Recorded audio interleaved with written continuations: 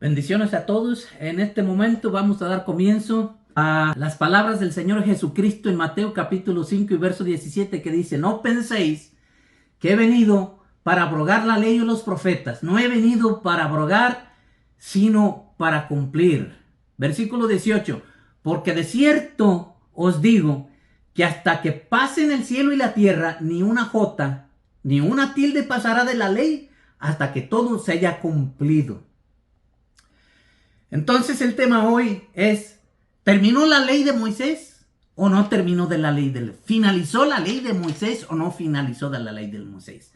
Porque insistidamente yo he repetido que hay mucha gente todavía viviendo bajo los preceptos de la antigua ley de Moisés. Entre esos preceptos hay muchas cosas, pero uno de esos es los diezmos. Los diezmos es de la ley de Moisés. Entonces, ¿terminó o no terminó la ley de Moisés? Pues para empezar quiero explicar y dejar bien claro que la ley de Moisés fue para el pueblo de Israel la constitución para una nación nueva diseñada, sacada de Egipto, y que se le instituyó su constitución, la ley de Moisés. Y en esa constitución, como una constitución de hoy en día por la cual se rigen todas las naciones, esa constitución tiene artículos y esos artículos tienen reglamentos por los cuales se basa y se construye un gobierno en cualquier país. Entonces, para Israel, la ley de Moisés era la constitución. Recordemos que en el pueblo de Israel no existían gobiernos como los gobiernos de Dios. El gobierno de Israel era el mismo Señor con la ley de Moisés. Eso era el gobierno para el pueblo de Israel. Y aplicaba solamente para el pueblo de Israel. Capítulo 3, verso 19 de Romanos. Dice así: pero sabemos que todo lo que la ley dice, lo dice a los que están bajo la ley.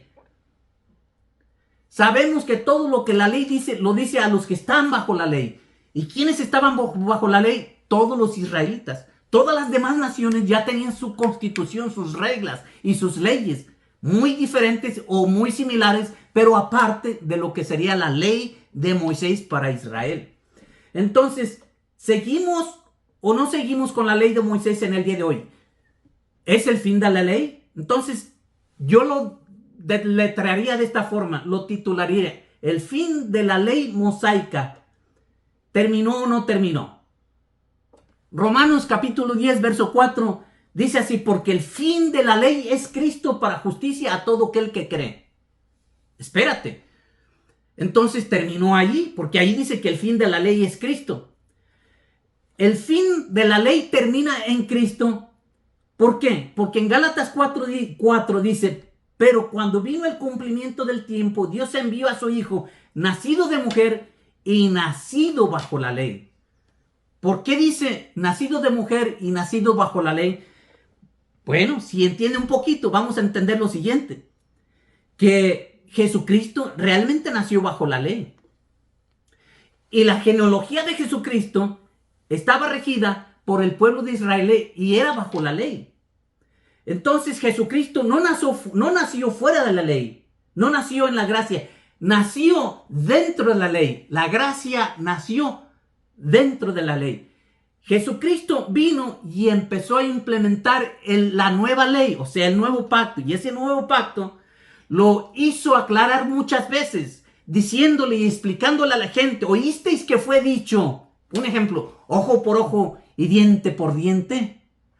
Y ahí voltea y dice: mas yo os digo, amad aún a vuestros enemigos. Si alguien te pone una mejilla, decía la ley, tú pégale en la otra. Pues yo digo, en el nuevo pacto tú pon la otra y que te peguen en la otra. ¿Oísteis que fue dicho? Odiad a vuestros enemigos, mas yo os digo, amad a vuestros enemigos. Ahí empieza la gracia y termina la antigua ley. La ley antigua era aquella que no importa que tú y yo dijéramos, lo que decía se hacía. Cristo viene a darle un contorno y termina con aquella ley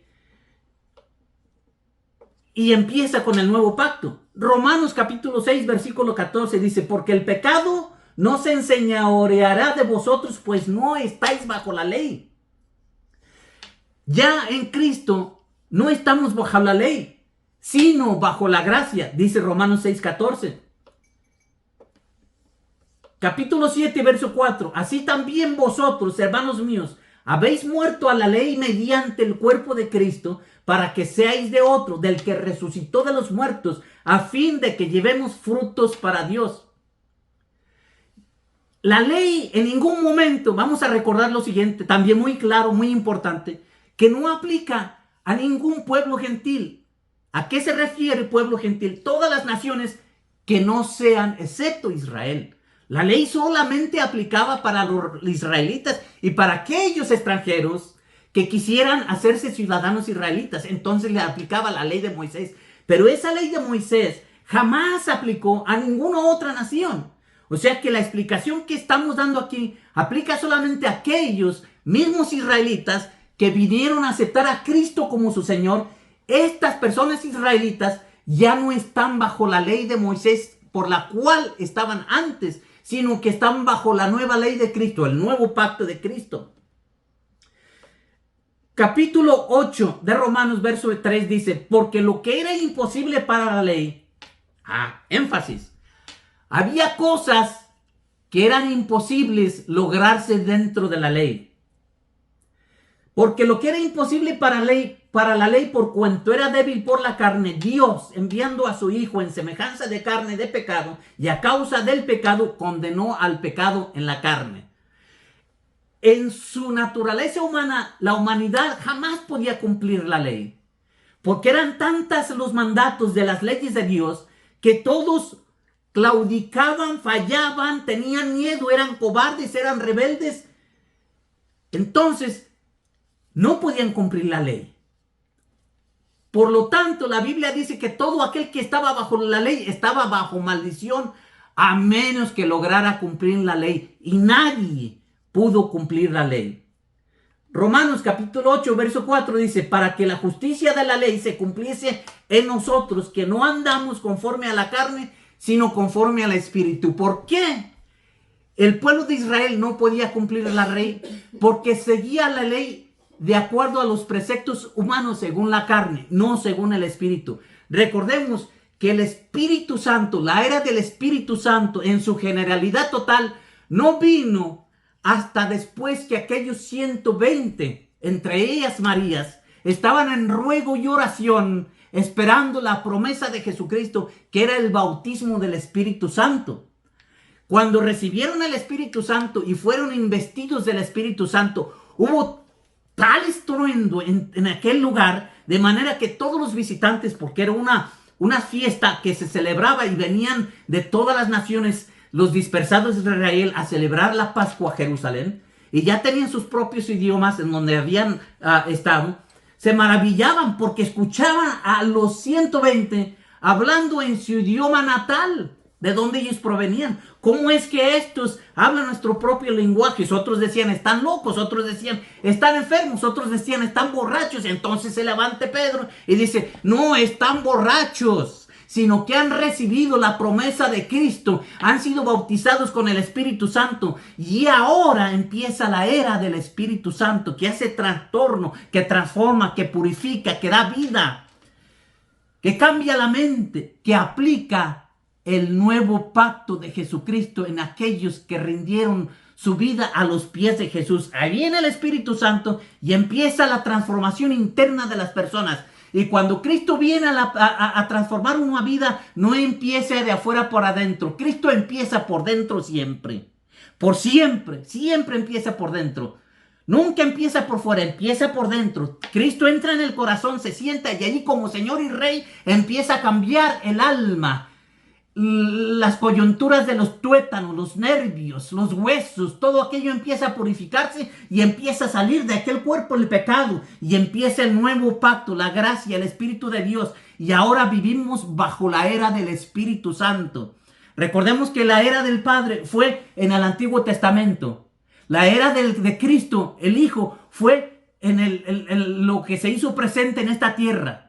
Pero después se fue y dijo, no se vayan de Jerusalén, sino quedaos en Jerusalén y seréis investidos del Espíritu Santo. Y entonces, solamente hasta entonces, porque sin el Espíritu Santo no podemos ser testigos, él dijo, solamente entonces me seréis testigos. Cuando hayas recibido la promesa del Espíritu Santo, me seréis testigos en Jerusalén, en Samaria y hasta los confines de la tierra.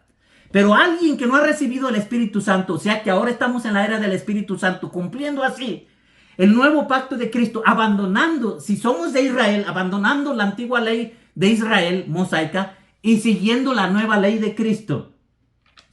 Para cumplir así lo que la palabra dice en Romanos 8:4, para que la justicia de la ley se cumpliese en nosotros, que no andamos según la carne, sino según el Espíritu. ¿Y qué era la ley? Capítulo 7 de Romanos, versículo 1, empieza diciendo el apóstol Pablo, explicándole eso exactamente a conocedores de la ley. Y empieza el apóstol Pablo y les dice, ¿o ignoráis, hermanos, que os hablo como quienes conocen la ley? Que la mujer casada no está sujeta a la ley mientras el marido vive.